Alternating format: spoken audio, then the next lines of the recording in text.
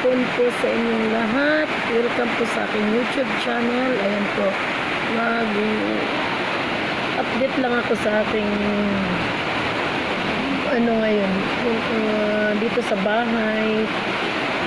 Ngayon palagi umuulan dito sa amin. Ayan po.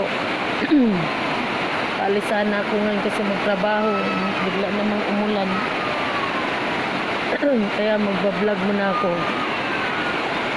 Ayan, pakita ko sa inyo ang kaganapan dito ngayon. Ito po yung aming lugar. Ito po yung ulan. Ayan, yung mga bata po nag-i-enjoy sila habang naglalaro. Ayan mga kabit-labs. Ayan, nag-i-enjoy sila mga bata. Naglalaro po. So, palaging ganyan pag umuulan. Ayun, may nagtatago doon na galing sa meeting sa purpose. Hindi na na-trap na doon kasi nag-ulan. Kaya sumilong muna doon sa, nakita nyo ba? Sumilong muna doon. Yung tulay na yun, yung bagong tulay, nakikita nyo po yun. Ayan. Yung tulay na yun, bago lang yan. Bago lang yan natapos. Papunta yan doon sa amin. Pag pumupunta kami, punta ko doon sa barangay. Diyan ako nadaan, shortcut ng tulay na yan. Ang nakikita ninyo. Ilog yan dyan, malaking ilog. River ng Cagayan de Oro. Ayan po. Medyo madilim lang kasi medyo malilim.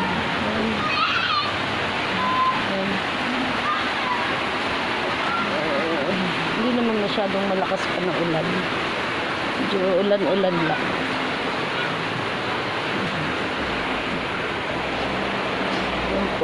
Ako po'y naalisan na. Pupunta ako ng trabaho. Kasama ko yung apo ko. Ayan, nakaready na sana yung dalhin kong damit.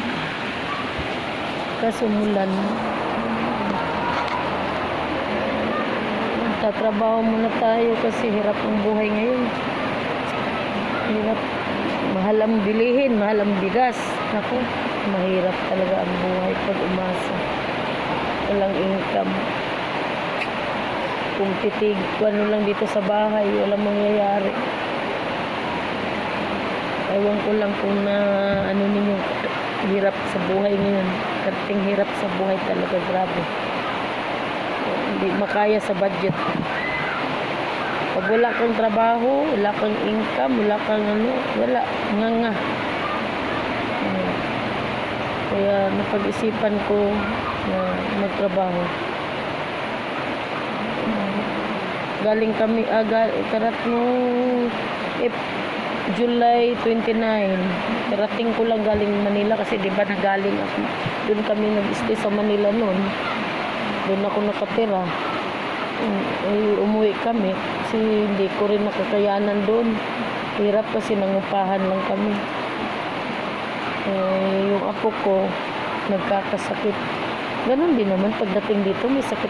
Ganon pa rin naman siya. Still kasi yung apo ko is special child. Kaya yun. Ngayon, napag-isipan ko nga magtrabaho. Para naman paano meron tayong pera. Kasi walang income. No choice. Kailangan dalhin ko yung apo ko.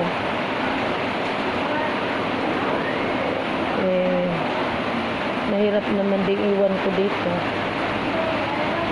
Doon naman sa amo ko, pwede naman siya doon. Ganun talaga ang buhay.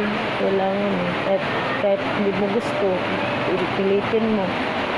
Kahit may nararamdaman ka. Hindi nga ako palagi nagbablog kasi isa pa wala akong maano sa pagbablog kaya medyo hindi ako masyado nakapag-focus ng vlog.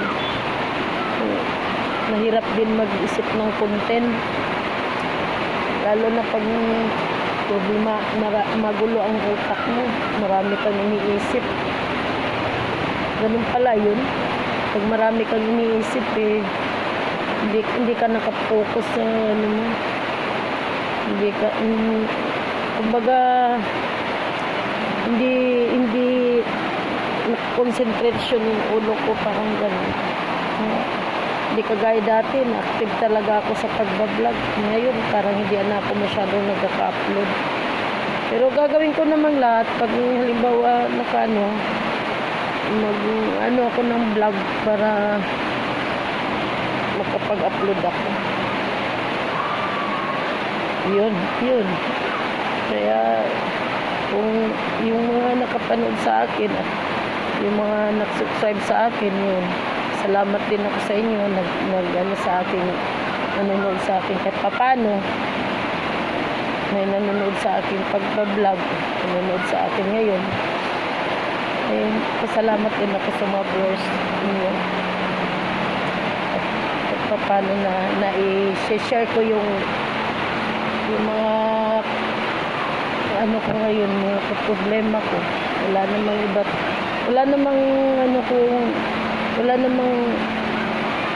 Wala akong mapagsumbungan eh.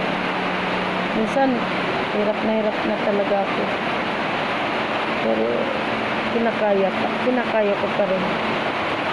Ganun talaga ang buhay, laban lang. Pag meron din naman ako inindang sakit, masama pakiramdam ko, nire-relax ko lang. Ay kung may stress,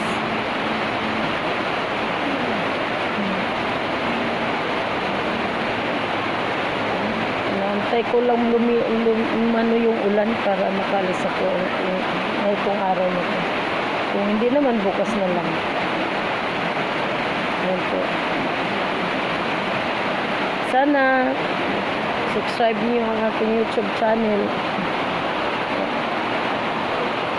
Pasalamat ako sa inyo. Yan. Hindi lang masyadong taas itong aking sasabihin at iba-vlog ngayon. Yung mga nag-update lang ako sa mga ayan, mga halaman ko na iniwan ko noon, ayan, kahit paano nabuhay naman. Yan mga kabuklag sa kung mga halaman mo na nung COVID pa ito. At kahit paano pagdating ko, kahit paano may natira pa rin. Ayan, may natira pa rin. At yun, ito na yung pinagpapano ko ng stress. Pag na-stress ako, yung dito ko na lang inaano yung sa halaman ko. Paano? Nakagaan-gaan din sa isip, diba? Kung meron kang iniisip na problema, tuon mo na lang sa mga bagay-bagay. Maraming salamat sa inyo at suportahan niyo ang aking YouTube channel. Mga kabitlogs, maraming salamat sa inyo and God bless. Hindi ko tataasin kung aking sasabihin. Bye bye.